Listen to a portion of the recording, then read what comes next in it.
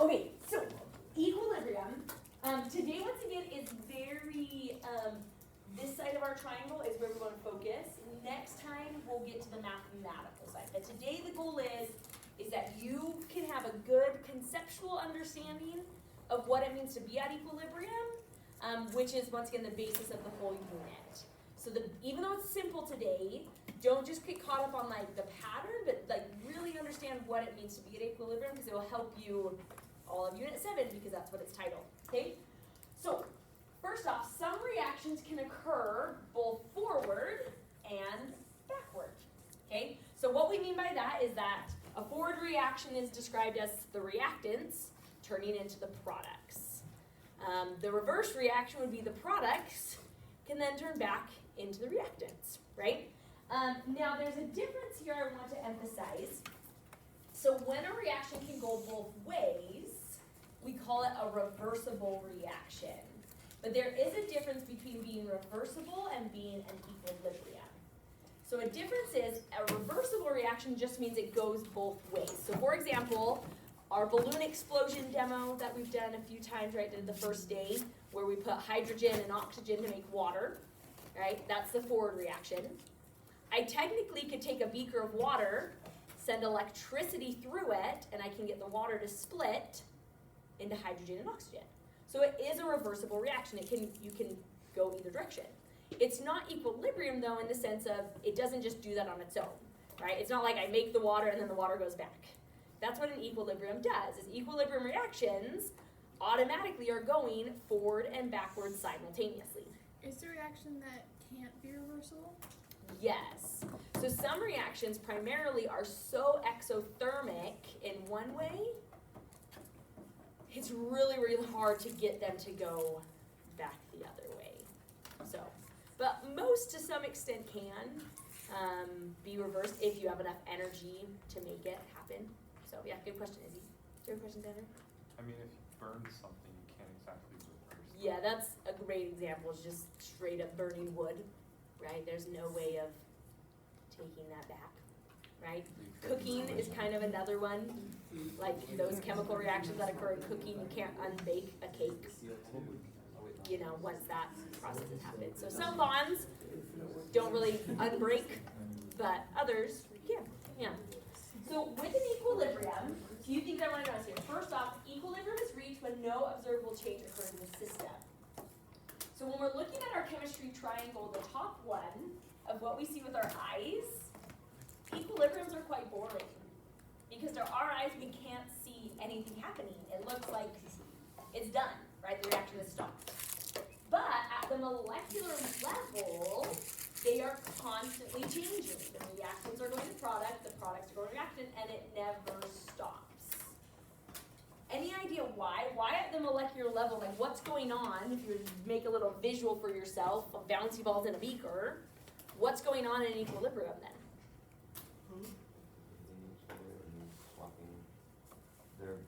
Good, Robbie, yeah, it's all about collisions, right? Well, they're still colliding, and because of the nature of that reaction, the collisions are continually causing something to change, right? Okay, so here's what we're going to do with our little system here. So we're going to do a little analogy model of an equilibrium to kind of give us something that we'll come back to this activity like throughout the whole lesson, or the whole unit, I should say. Oh, there's all my extra straws. Okay, so first off, oriented that the person on the left of the table grab the big straw. You are A, and if your test tubes need to be switched, you can switch them. And then the person on the right side of the table, you get the little straw and you're B. Okay? So right now, our reaction that we're modeling is reactant A turning into product B is the forward reaction. B turning into A is the reverse reaction. Okay? Now, first off, this analogy I really love because it sticks with students, as well as there's a lot of things we can continue to talk with it. But there's something right away I want to clarify so you don't get a misconception. Okay? In this reaction, in this model that we're doing, A and B are two separate things. An actual equilibrium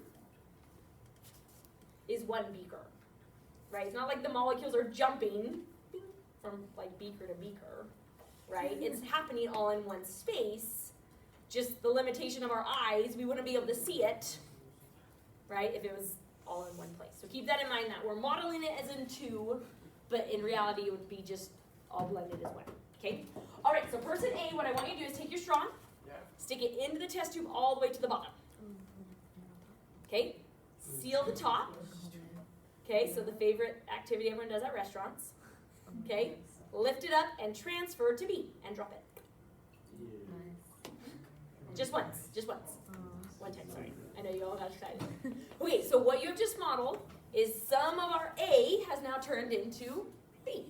So the amount of water that's in B is how much product has now been made. Now, if it was a forward reaction only, then the person who is A would just continue until it's done. That's what a forward reaction is.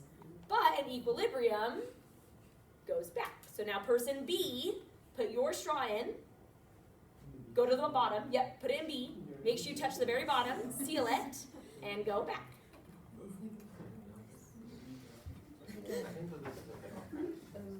Okay, now don't continue this pattern where A moves to B, then B moves to A, until you reach equilibrium.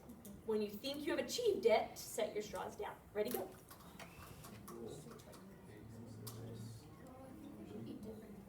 I should flip this around. Can I film you guys? Do you mind? Yeah. Sorry, people at home. I don't want to stop filming. Kicked it, so it went. The shaky before. My face, I was like, oh goodness. Okay, I won't even get your faces. I'll just get your little activity here. I do not care. Okay. We're at equilibrium. You're not. Try again. We're not. How do we start over? Just dump it? Dump it in. Do we start over? Do we start over? Yeah, she said. Try again. Try again. Try again. Okay. Do we keep going even when they're equal? She said drop your Equilibrium, not equal, apparently. Are we there? Benny, do you agree? Is it? I don't know what it would be. Would it be like? It's not easy. Okay, I think we're No, there. try again. You're close, but I don't know if you're there. Okay. Try again, you two. Look at the definition on the board if that helps. No observational changes. Remind yourself what does it mean to be at equilibrium? Oh, it means. Okay, I got it. I think I know what it means. Yeah. It's all of it. It means we just keep transferring back and forth. So how much is in this straw? Once you think you're there, set your straw down. I'll take a bit. Okay. Yeah. Yes, good job. Have a smiley face. You're there. Oh, I know. You just figured out we went? You are there.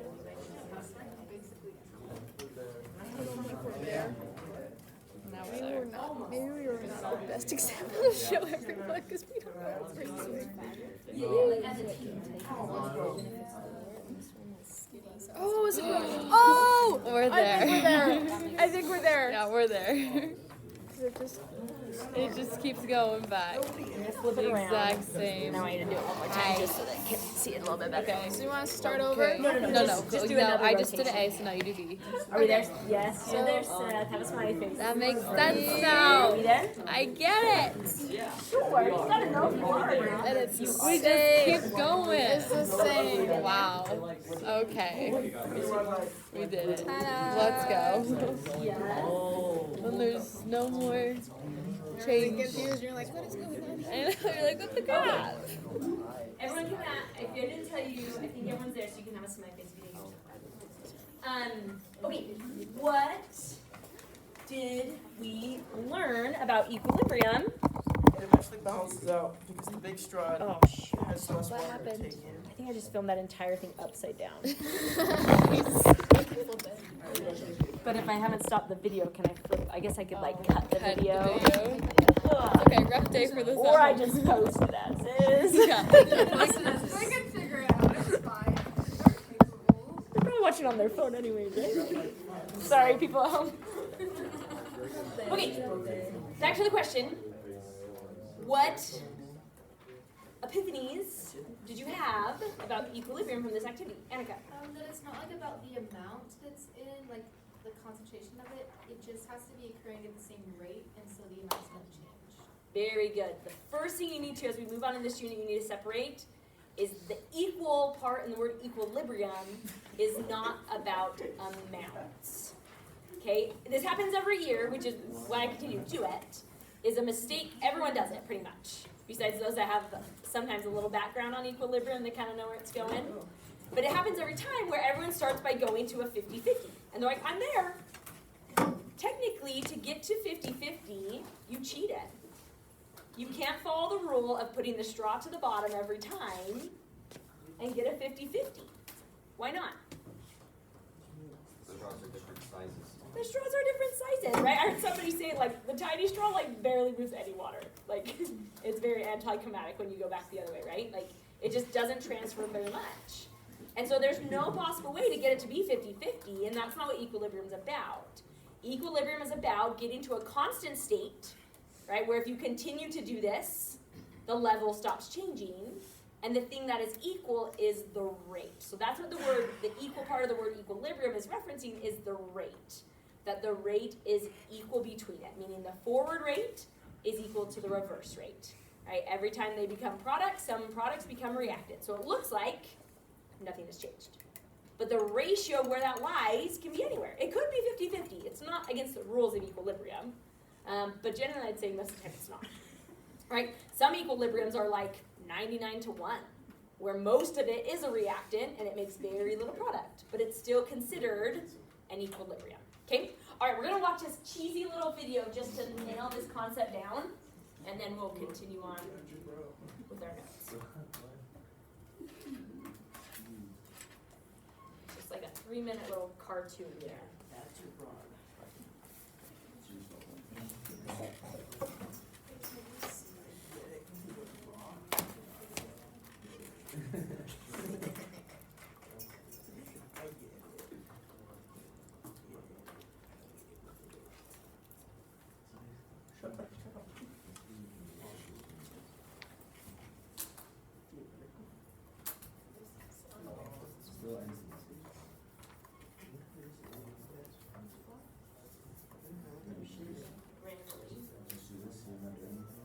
Oh, that's awesome. Okay. Say two people are walking down the Can you street hear that? and they bump into each other. They'll just shake it off and walk on. Sometimes that happens with molecules too. They just bounce off each other and that's that. But what if two people were to bump into each other and during that collision, one person's arm got severed and reattached to the other person's face? What the heck? Now that sounds really weird, but it's similar to one of the many ways that molecules can react with each other. Two molecules can join and become one. One can split apart and become two. Molecules can switch parts. All these changes are chemical reactions, and we can see them happening around us.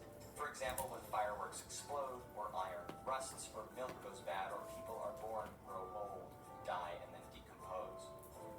But chemical reactions don't just happen willy-nilly. Everything has to be right. First, the molecules have to hit each other in the right orientation. And second, they have to hit each other hard enough. In other words, with enough energy. Now you're probably thinking that a reaction just happens in one direction and that's it. Sometimes that's true. For example, things can't unburn or unexplode. But most reactions can happen in both directions, forward and reverse. There's no reason that our face arm guy can't bump into armless girl, reattaching that arm back to its original socket. Now let's zoom out a bit. Now let's say that you've got 1,000 people on the street, and all of them start with their limbs normally attached. At the beginning, every collision is a chance for person A to transfer an arm to person B's face. And so at the beginning, more and more people end up with arms attached to their faces or arms missing. But as the number of people with arm faces and missing arms grows, collisions between those people become more likely. And when they bump into each other, guess what? Normal appendage people are reproduced. Now the number of limb transfers per second forward will start high and then fall. And then number of Lin transfers per second backward will start at 0 and then rise. Eventually they'll meet, they'll be the same. And when that happens, the number of people in each state stops changing, even though people are still bumping into each other and exchanging limbs. Now, how many people do you think there are in each state? Half and half, right? No. Well, maybe. It depends. It could be 50-50, but it could be 60-40 or 15-85 or anything. We chemists have to get our little gloved hands dirty. Well, we're in a lab, so not really dirty, to figure out what the actual distribution of molecules is. Even though each of these limb transfers is a pretty dramatic event for the people involved, if we zoom out, we see population numbers that don't change. We call this nirvana equilibrium, and it doesn't just happen with chemical reactions. Things like gene pools and highway traffic show the same pattern. It looks pretty still from 30,000 feet, but there is lots of crazy stuff happening on the ground. You just need to zoom in to see it.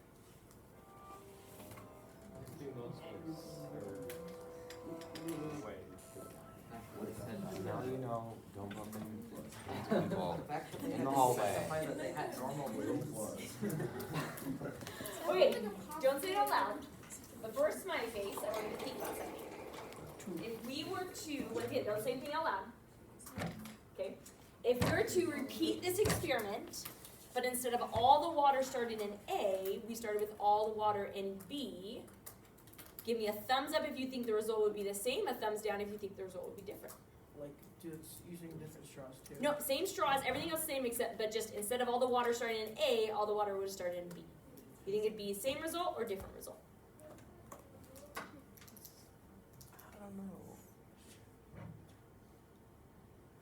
If you give me a thumbs up, have a smiley face, correct. So the cool thing about equilibrium is that regardless of where you start, the ratio is always maintained.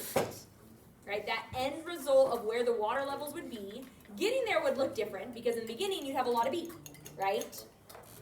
But eventually that B level would go down because, and then the same amount of water from A would be coming back, right? So what we see with equilibrium are these really cool graphs that we'll see all unit of reaching this place of consistency, okay? So notice our axes of our graph as always, right? So this is concentration versus time. Okay, so this first graph is showing we're starting with reactants and no product. As the reaction goes on, the amount of the reactants is going down, just like in yours. A's water level went down, B's water went up, but then eventually stabilizes. That's equilibrium. In this one they're showing, notice that this time you're starting with all of the orange line, 0 of the others, but then same thing, stabilizes at equilibrium.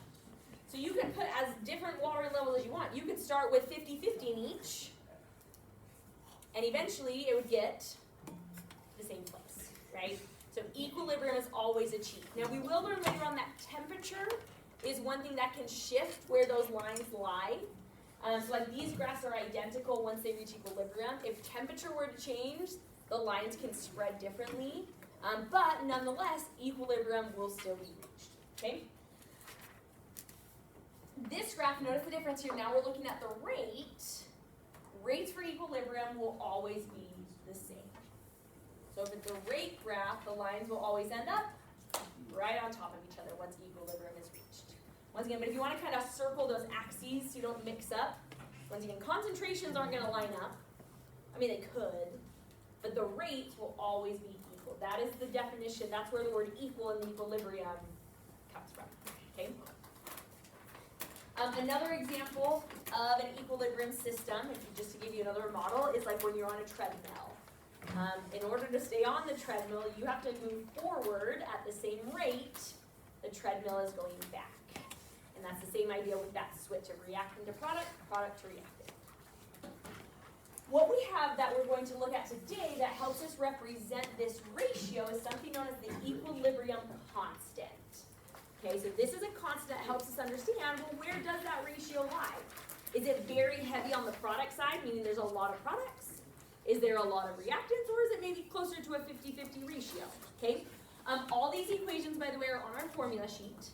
So we don't need to memorize them, we just need to know how to use them, okay? Now, they look quite busy, right? There's like a lot going on in these equations, so let's kind of label a little bit and simplify it. This right here is just a generic reaction, so we're just looking at, all right, A plus B turning into C plus D. Note to self, if you didn't notice, this is the chemical sign for equilibrium. Okay, so that's the sign that we use where you kind of have half arrows going in both directions. Technically, like, So it's the same for like the electrons thing. kind of, except they're vertical, but it is the Oh. same, yeah, good connection there. If you wanted to make full arrows, it's not like wrong, it's just like that's the more like chemistry way of doing it. Wrong.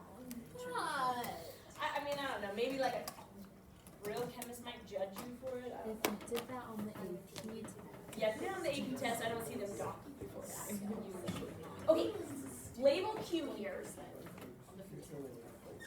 So Q is known as the reaction quotient for Q. Okay? What this is this helps us understand the ratio of products. So it's always products on top, reactants on the bottom. Okay? And what Q tells us is that Q tells us where that ratio lies at any time.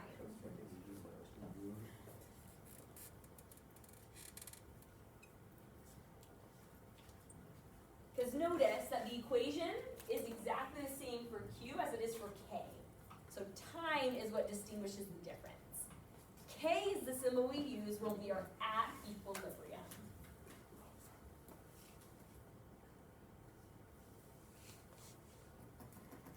Yeah, Izzy. So for an equilibrium of for the reaction, could it like theoretically, if I put A, made A into B, B is a different color than A, and if there was more B than A, it would look like it changed color, and would that be possible? And then it just For sure. The problem is once it gets to equilibrium, you wouldn't see any more changes. But in that moment of getting to equilibrium, you definitely would. And we'll look at a reaction that does that you can somewhat see an equilibrium shift because the product side is pink and the reactant side is blue. But then once it's there, it's going to look stagnant.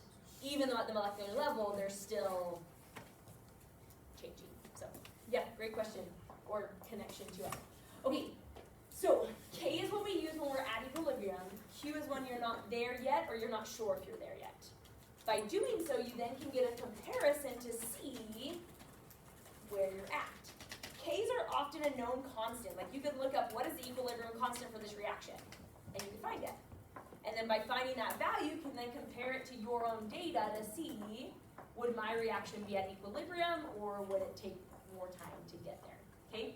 And we'll do lots, this is like pretty much the entire unit is we're gonna be working with K and Q. So if you're like still a little uncertain about it, just stay with me, okay? All right, now we have two different setups for K and Q. We have KC, where the C represents concentration, aka molarity.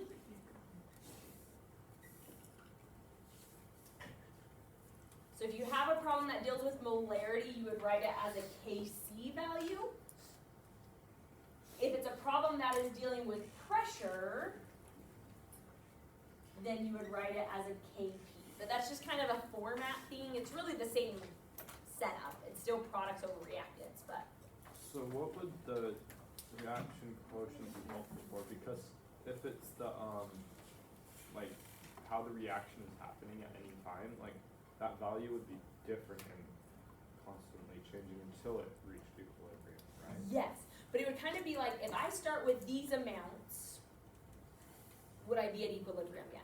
Oh. Without having to actually perform the reaction. Does that make sense? Mm-hmm. And then what we'll see too is that you can find out, well, if Q is less than K, you can make prediction of what's going to happen, or vice versa. If Q is bigger than K, which way it would proceed. So does that kind of make sense, Xander? Good question. Okay, let's try a problem. Oh, there's a sentence that disappeared on up here, but it's on your paper.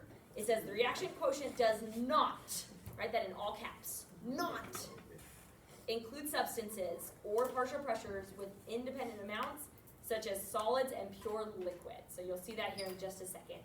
Pure solids and pure liquids are never included in an equilibrium constant. The other thing which we'll also see later is these don't have any units. Your final answer is just a number because of what it represents. Molarity has units, pressure has units, but your final answer never has any units. And we'll kind of, once we start doing calculations, we'll see a little bit why. Okay, let's try a problem. So the question here says we want to write the equilibrium expression for Kc for the following reactions. Now notice the difference here. When a problem says just write an expression, that just says the formula. Like, what is the formula for the equilibrium constant? Okay? All right, so I'm going to do this first one here. So we have Kc will equal, it's always products over reactants to the power of their coefficient. So Kc will equal O2 to the power of 3 over O3 to the power of 2. And that's your answer. Questions so far? Yes, Andrew. So this is the reaction that like So breaks this one those. is. Yep. Okay. Okay, let's try one more together, and then I'll have you try some for Smileys. So let's do this next problem. So B. Now, pay close attention to the subscripts. So what goes on the top of the fraction? Products, right? So I have CO. I have H2O, but it is a liquid. Because of this little L right here. So it's not included. So we just leave it out. So then CO will be over H2 and CO2.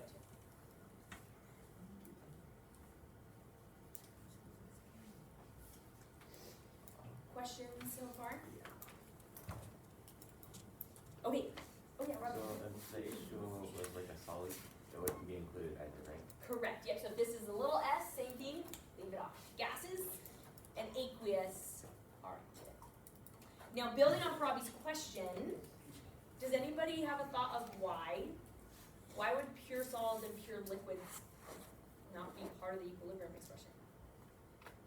Xander? They already have an equilibrium by themselves, or they could match it. Like they're excess.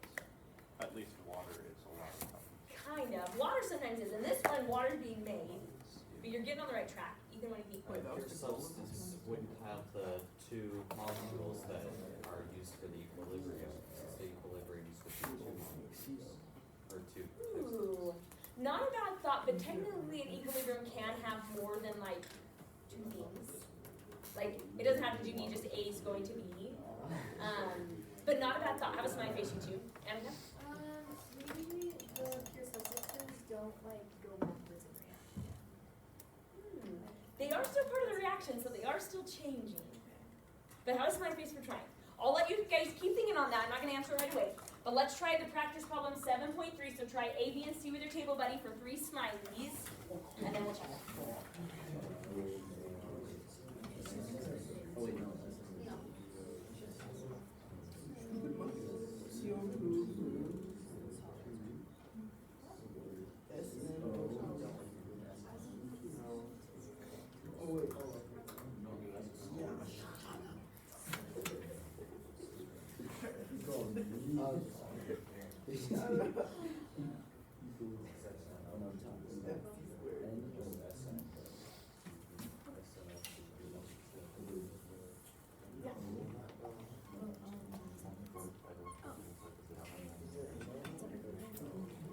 They are still going back and forth, but there's just a reason why they're not. But not a bad thought, Robbie. Have a smiley face about it. Set your pencil down when you've done A, B, and C, so I know you're ready to check. How did we discover this happened if we can't see it? Great question. So we can measure concentrations. right? So even though we can't see with our eyes, we have devices that can measure concentration changes. And then we also just know molecules don't stop moving, right? Like, they're always moving, right? So that's kind of part of it too, is that fact of, well, they're always moving, so they always have the possibility of colliding. And depending on how hard it is to go back, it might just go back. Yeah, so often we'll see with like equilibriums is they can, like they are exothermic one way or endothermic, right? But it's normally a lower-ish value, which makes it easier to go on its own, right? You don't have to put energy into it to make it happen. So if the reaction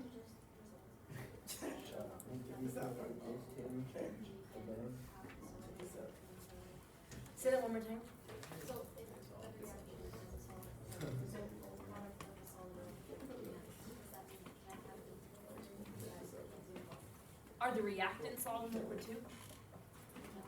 Then yeah, it can still have an equilibrium. It just means the product isn't part of that expression. So like the first one, if you look at your homework, the first one in your homework, that one has 2 solids and 1 gas. So your equilibrium expression is just, yep. But even then, like, so in this case, if there's only, then the reactants would be the only thing, so it'd be 1 over, oh yeah, so if you don't have any products, you just do 1 over the reactants. Does that answer your question? That's a great question. Okay. Do you think you have an idea? Okay, let me bring everybody up to you and then we'll have you share. Is the order for this like standard? Is the value for equation the same order? Like reactant, like top and bottom, or like no, that doesn't matter. Yeah, good question. But it is interesting because the order is very important, even though it's going both ways, right? Because of what we classify. We always see the left as the reactants and the right as the products, even though it's going both ways. But yeah. Okay, everyone ready to check these real quick? Sí, señorita. Okay. Have a smiley face if you get this one right. You should have KC equals CO2 squared over CO squared. You have that. Give yourself a smiley. Questions so far? You know what? I'm just gonna go ahead and give it. So why did I leave these ones out? Just as a reminder. Solid. Yeah, solids. Leave them out. Okay. Why do we leave them out again though? We haven't answered it yet. Oh, okay. We will momentarily. So good question. Okay, this one you should have KC NOCl squared over NO squared and Wait. CO2. Questions on B? Yep. Alright, and then C, you should have KC equals AG Agna 3-2. NH32 plus over AG plus and NH3.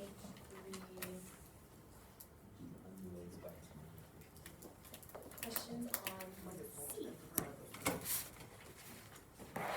Okay, Michael, you had an idea about why we just leave the solids and liquids out of this picture. Because measuring concentration, because they're pure substances, they don't really have that concentration mixing in.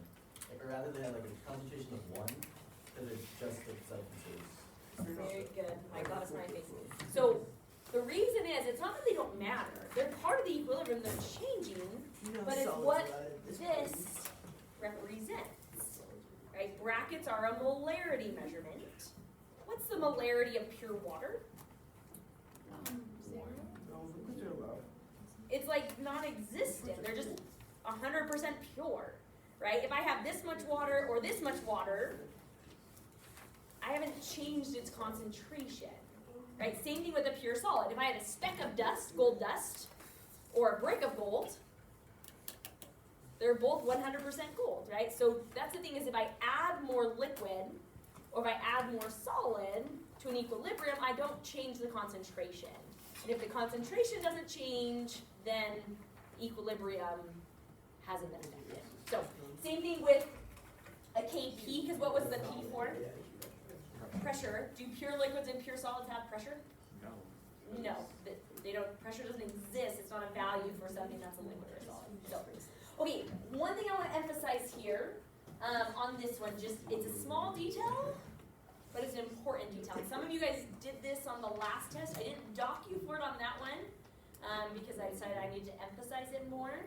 But I want to make sure we understand the difference of a positive sign, and just leaving it off because it's not that big deal. There's a very big difference when it comes to it chemically, right? So if I have Na plus versus just Na, so if you have a problem and maybe the problem gave you this, but on your answer you just write this, symbolically, it looks about the same, right? You might be like, oh, you're just being nitpicky. But chemically speaking, these two things are drastically different. Anyone know why? Ethan? Plus would mean it would have one less electron. Good, so positive or negative means the number of electrons have changed. Electrons affect behavior. If you change the number of electrons, they don't react how they once did.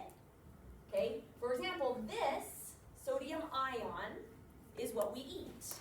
Right? When we have salt on food, sodium chloride, you're eating sodium ions. These are the electrolytes our body need to function. If you ate this, you know what happened? You would explode, or your tongue would. Because pure sodium is a metal, first off, so first off you'd be eating a metal. Second, that metal reacts with water explosively, so as soon as it hits your tongue, right, so make sure, just small detail, but we gotta make sure we stop leaving off. What color is it when it explodes? One more way. It's like a yellowish flame. Sodium? Not normally, because sodium fireworks aren't typically, well, sodium is, but not as a pure form because of how it reacts with water. Because otherwise, your firework would react and it just got wet. Do you have pure sodium? So you're saying is in a horrible thing where there's entire school floods, and for some reason, Yeah, my cupboard would explode. Nice. Yeah, the school could somehow fill up with water to that height and get inside the cupboard and inside the can and the bag and the container that's in. Then it would explode. Maybe I will show you if we have time. It's so, they had, after World War II, the government had tons of excess sodium metal that they used in the war that they didn't need anymore. But they didn't know what to do with it because like barrels like this big of this thing that reacts with water. so they just So, like- throw them in the ocean and then watch them explode. Almost. They rolled them into a lake. Yeah. That was the government's solution to their excess metal. Let's just throw all this. Because nobody wants to store it, right? Nobody wants to transport it. Like, Because you know it's like explosive to water. yeah. So Yeah. did all the fishes? It was a dead lake. Okay. Yes. They weren't like completely like, see you later, fishy. But there's a video of it. It's really, I mean, it's from 1947, so the quality of the video is not very good, but it's quite hilarious actually to watch. You know, maybe if that happens again, we should also put that. So we can have it updated. Ethan. In one of the episodes, it shows the main character heating up a block of salt and having it boil in water. Is the heating up letting the electrons move over to the chlorine side so that it's just normal sodium, or would that not work? I don't know if that would work, because normally when you just melt it, it's still gonna be like Na plus and Cl minus. They're just like more mobile, but I'm not positive because it's really hard to melt ionic substances. What happens I if don't you know. bring I'll think out about that, salt? Ethan. I don't know if the heat alone would cause it to. Also, how come when you heat up sand, it turns to glass? But if like you heat up like, cause lava's like melted rock, which is pretty much what happens when you melt sand. Well, they're different minerals though. But like, why is it that lava can't be clear and sand can't? It's just the way that the molecules connect. didn't know. Yeah. I read that different colored sands make different colored glass, so like black sand makes red glass. Is that true? I don't know. I haven't looked much into I heard glass. it's like that's. It would make one of the ways sense You can like make stained glass. because there's like, if the sand is different colors, there's other minerals in it, and so those minerals Are would there sand influence it. farms for like farming sand? Road rock. To make Have you glass? seen the sand Well, there's like bucket? okay, but there is a lot of glass in the world. So where do we get all the sand? It's just like, what is there just like a beach where we just constantly fill sand, or is it we just randomly like, oh, that sand looks good? I'm assuming, I guess I see what you're asking. It's probably not called a farm, it's called a mine. Yeah. Where they just like mine the sand out of some area. You can call it a sand farm if you want. It's got the same We can also concept, like right? make sand. You know. Okay, any questions on What this beach? before I end? Okay, so we're stopping there for today, so hopefully that's not too much, that when we pick back up after the test next Thursday, we won't have forgotten. If something makes sand,